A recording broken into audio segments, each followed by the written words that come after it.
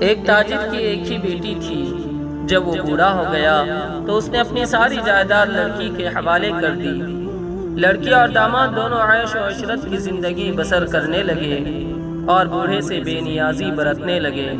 وہ بوڑھا ایک سوداگر سے 1,00,000 دینار ایک رات کے لیے ادھار لے آیا۔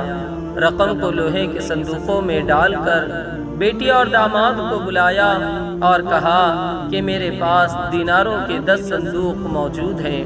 انہیں ہر صندوق کھول کر دکھایا اور کہا میری وفات کے بعد ایک صندوق راہ خدا میں دے کر باقی تم رکھ لینا۔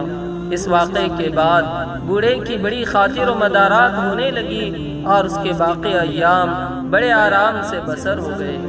جب اس کی وفات کے بعد وہ صندوق کھولے گئے تو سب میں پتھر بھرے ہوئے تھے اور اوپر یہ تحریر رکھی تھی، ان پتھروں سے اس احمق کا سر توڑ دو جو وفات سے پہلے اپنی اولاد کو اپنی جائیداد کا مالک بنا دے۔